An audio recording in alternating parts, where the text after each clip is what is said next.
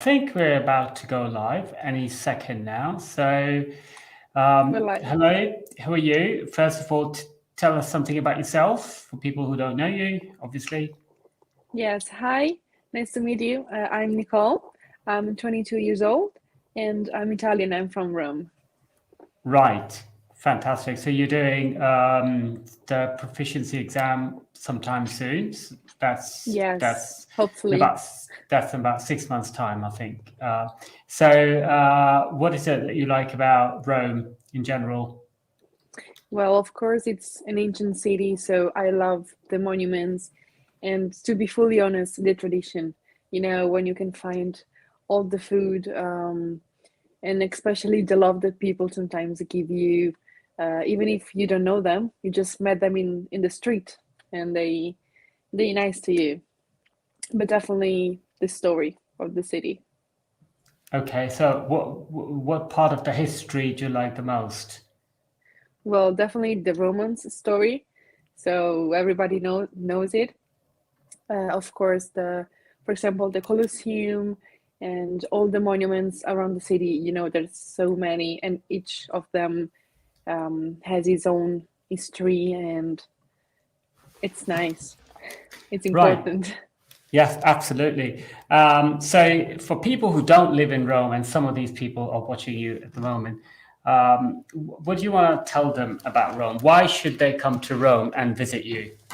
Not you, sorry, visit your city, not you in They can person. visit me, They can of visit course, you, of too. course. But No worries. um, well, I would definitely say they should come from, of course, to try the Italian food.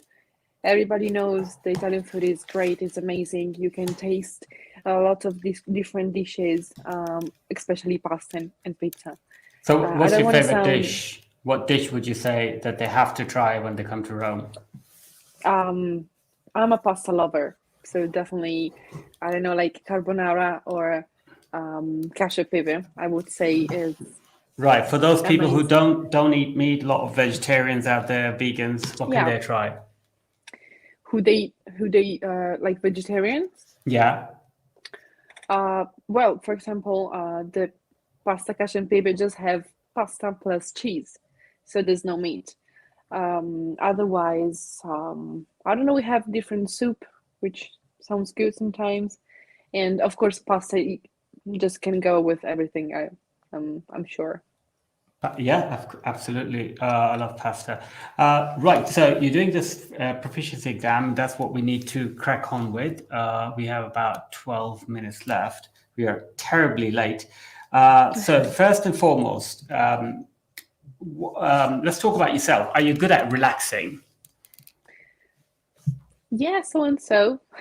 I try my best, honestly. Right. Life is pretty much always on the run, so So I, what do you do to relax most of all? well, just lay on the sofa and play some music, or just go outside and have a walk or a run. I mean, I know that sometimes exercising may sound a little bit strange for relaxing, but I find it good for myself. Oh, it doesn't sound strange at all. It's Yeah, actually I know quite you're a good. runner, so you understand Yeah, me. yeah, yeah. It's fine. Do you use the internet to study at all? Well, yeah, sure. Nowadays everybody uses internet for researchers, or sometimes when I don't know a word or I want to know more about a topic, I just type on the internet, and in a couple of seconds you have everything. So yeah. What sort of websites are your favorite? Well, I use Google for look for informations and stuff like this, but especially social medias, like Instagram or WhatsApp, which I found nice and useful for relationship and chatting. Okay. What would your dream holiday be? Definitely on a holiday which I don't know can comprehend like a very good city, especially if it's summer. Um, I don't know, a place like, for example, Australia, where there's the beach, you can relax on the sand, drink something fresh, and stay with family or friends, people who definitely, you feel comfortable with. Okay. So if there are people who are watching us, where are you watching us from, and is your country a good place to go on holiday as well? Please let us know in the comment section. What about the future? You studying English, obviously you're doing the proficiency exam. How important will English be in your career? I would say 100% important. In any case, in everything I will do in the future, I definitely know that English is one of the steps that I need in my life to know. Well, I'm looking forward to become a flight attendant. So, as you may imagine, it's definitely important to know English to, have start a relation with the clients, with the people, and It's a it's a good way primary to language, isn't it? It's the most definitely, important language in your line of work. yeah, Uh, yes, definitely. so may I ask you why you decided to go into, this profession? Well, actually, it started with my dad because he's actually a flight attendant, and since I was a baby, I just flied to two countries, and I just love it. Love the feeling that I have when I'm on the plane. I love the fact that I can meet every time different people, different colleagues. Know the cultures, know a different language. Just find it fabulous and amazing. Okay. Right. Let's talk about yourself as a person who works and a person who has. I mean, you actually have a job and you are studying at the same time. How easy is it for you to find the balance? Well, it's a good question because actually I'm still looking for a good balance. But I, what just gives me the energy to goes on is the fact that I know that I want to do this exam and succeed, and in the same times I want to be independent and do my job correctly. So I try to combine my personal life with my duty, and during the day you have hours and hours to split between these two. So Okay. Yeah. Would you say that you are a workaholic? kinda. Well, I like working. I'm a Yeah. hard worker. I want to do every time my job correctly and well done. I want to be proud of what I'm doing, and I always put all my effort and all my energy in what I do. Same is for my English lessons. So I would Absolutely. say yes. So yeah, have you ever met a person that you really looked up to? You mean in general in life Yeah, yeah, yeah, that I took inspiration or? yeah. Well, of course, during my life, I met different person which who actually give me um, and left me something important. For example, to work hard, never give up, and different advices that actually I use every day. For example, my grandmother or a very good friend of mine who lives in France. So every day you meet people which gives you important um, memories and And so you've been studying now for quite some time. What do you think are your strengths and weaknesses in terms of English? well, I actually started when I was pretty young, and then I grew up. I would say that actually one of my strengths, maybe I don't want to get wrong, but it might be, speaking. Just because I know I can express myself better, I can, I can try, and I'm not that confused and scared of make mistakes. Otherwise, for example, in the reading or use of English, which is a little bit of, you know, difficult sometimes, I can find some obstacles. Okay. What was the reason why you wanted to do this particular exam. Why did you want to do the proficiency? I mean, you have a very high level already, so why was it important for you to get this very last certificate? As you said, is the last certificate. So, when you start something, you just, with baby steps, you grow up.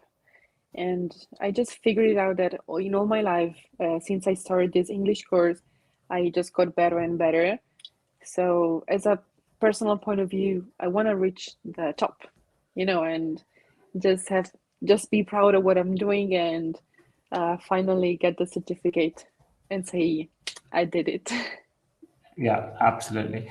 So in the second part of the speaking exam in proficiency, you'll be asked a question with a little prompt, and I'm going to write these questions down because it's really hard to put it up on the screen. So I'm going to put it up, and let's see if you can see it. Let me know if you can see it. There. What helps people to cooperate with others? Personalities, responsibilities, or objectives? What do you think is what's the reason why people cooperate with each other? Well, it's a good question. I mean, I'm sure that usually when people cooperate with each others, at the end, I don't know, it's good for everybody because each of us has our own personality, we have our ideas, and if we share this stuff together, we can bring something amazing. So I can just share my ideas with you, you can give me some of yours, and we can mix up everything. And it's just it's important to have a team. So it's a teamwork, which I found. So bear in mind, you need to talk about these three factors: personality, responsibilities, and objectives. So yeah, as I was saying, of course, because of the personalities, the difference in personalities help us to have different opinion. And of course, if we are a lot of people, I don't have the feeling that everything is on me. So I can share also the responsibility of the job of what I'm doing with other people, and just makes me feel a little bit more lighter. And we say objectives. Yeah. Well, I don't really know how to express this last point. I mean, do people work together because they have to reach some kind of an objective together? What's the reason? Yeah, might happen, or sometimes people work together to reach the same, the same thing. So it depends on the situation, if you're at work or in personal life. But of course, working with people can help you do your job better and maybe quicker. Absolutely. Have you ever done anything like that together with other people? Have you ever reached any objectives with other people? If so, what was it and how did you achieve it? Well, I'm an athlete and I have my team, my synchronized women team. I don't know if it counts, but actually, It does. well, as a team, we worked so hard all together, physically and mentally, and we participated to an important national competition, Right. which we won. So actually, we worked all together, and if it wasn't for all of us working on ourselves and together, it would have been possible. So I think it counts. It does. It does.